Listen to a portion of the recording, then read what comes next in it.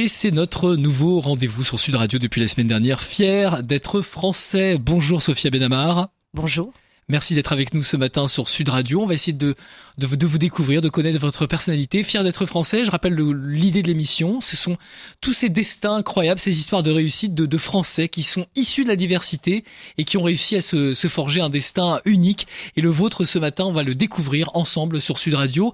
Alors, racontez-nous un petit peu de quel milieu vous venez, de quelle famille vous venez, d'une famille algérienne ? Oui, absolument. Je viens d'une famille algérienne. Je suis née en France. Je suis de Lyon. Je suis avocate de profession, avocate d'affaires, particulièrement en droit des sociétés, droit des contrats internationaux. C'est un métier que vous vouliez faire quand vous étiez petite fille ? À vrai dire, c'est venu en évoluant en fait.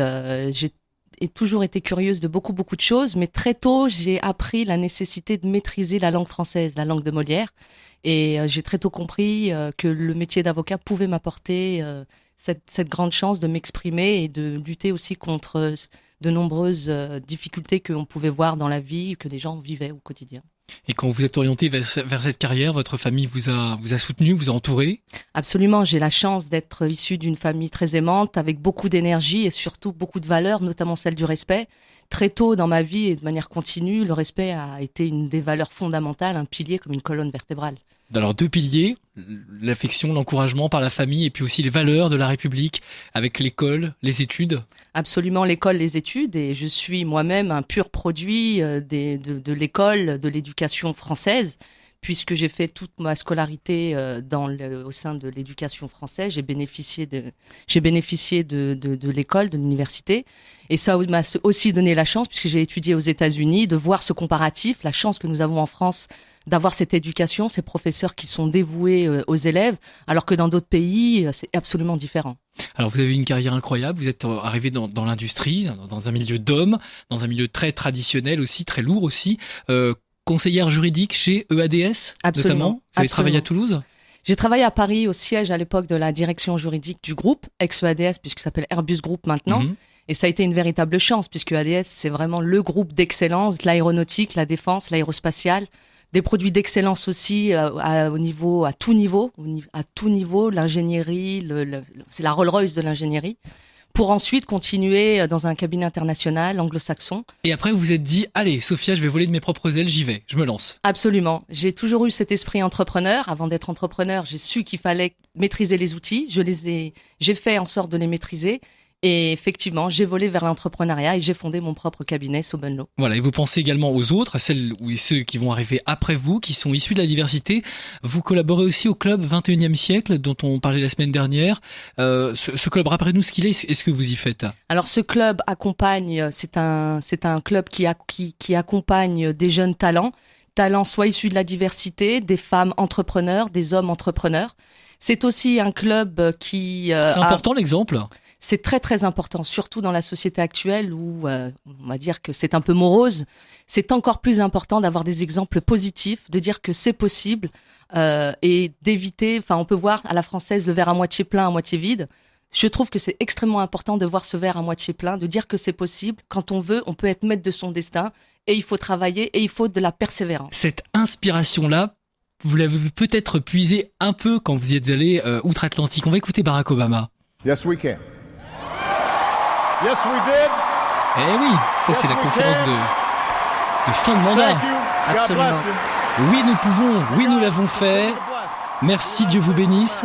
En fait, c'est ce côté très positif qu'il génère dans son pays, mais au-delà de son pays, absolument. C'est quelque chose de très important. Fondamental, au-delà de l'important, fondamental, crucial, essentiel, dans le sens où quand j'étais petite, je disais toujours, quand on veut, on peut.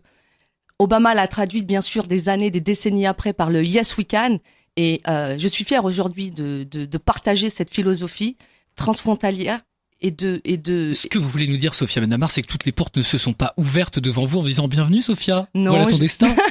J'aurais aimé. J'aurais beaucoup aimé. C'était compliqué. Je dirais que en fait, c'était des challenges. C'était des challenges. Et quand on veut quelque chose, il faut être prêt à travailler. À persévérer. Ce sont aussi des valeurs que mes parents m'ont inculquées, que la société française m'a inculquées. Ces valeurs qui vous habitent, qui sont les vôtres, c'est quoi ces valeurs ? Ces valeurs, Ce sont les valeurs de la France, de la République? C'est absolument les valeurs de la France et de la République, et j'irai même au-delà, ce sont des valeurs universelles. Le liberté, égalité, fraternité, c'est effectivement des valeurs de la République inscrites dans la Déclaration des droits de l'homme et du citoyen, etc. Mais nous savons que la France a inspiré la déclaration américaine et a inspiré de nombreuses autres déclarations. Liberté, égalité, fraternité. Nous sommes tous des frères et nous pouvons tous, si nous travaillons ensemble, main dans la main, avancer et faire des choses. Alors c'est vrai qu'aujourd'hui ça fait un peu désuet d'écouter tout ça et pourtant c'est très profond. Vous les portez comment, vous, ces valeurs? Moi, je les porte au quotidien, justement, à travers mon action via le Club 21. Je gère la cellule recrutement. J'ai un travail qui me prend beaucoup de temps, mais une chose est de dire des choses, de déclarer et d'avoir de beaux discours. J'ai décidé de relever les manches. Il y a des actes aussi, c'est ça. Exactement. Et au quotidien, d'aider des gens, de tendre des mains qui en ont besoin, comme un jour, certaines personnes me l'ont tendu sur la route. Alors on est dans une période électorale, on va pas forcément faire de politique ni prendre position, mais pour vous, la vision que vous avez de la France de demain, avec toutes ces valeurs, on peut redéfinir la France de demain puisqu'on est à une période un petit peu charnière dans l'histoire de notre pays. Qu'est-ce que vous voyez pour la France de demain ? Moi, pour la France de demain, je sais une chose. La France a des atouts, des potentiels, des forces vives, des richesses absolument extraordinaires.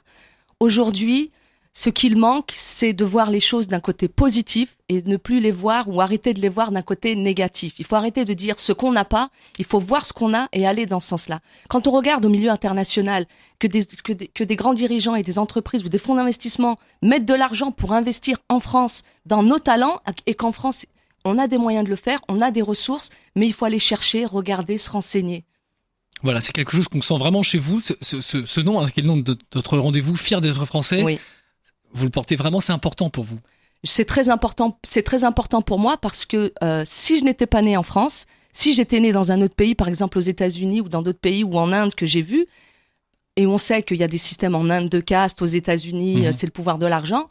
Si je n'avais pas bénéficié de ce système éducatif, de ces valeurs, ça n'aurait pas été possible. Ça aurait été presque impossible. Il faut appeler un chat un chat. J'aime parler de choses normalement. Ça aurait été presque impossible. Ou alors il aurait fallu que j'ai 4 métiers. Et en plus, je n'aurais pas eu le droit de tomber malade, puisqu'on sait que dans d'autres pays... c'est la fierté, mais aussi la chance d'être français. C'est ce que vous nous dites ce matin sur Sud Radio. Absolument. Merci Sophia Benhamar d'avoir été avec nous. Passez un bon dimanche. Merci à vous. Merci à vous.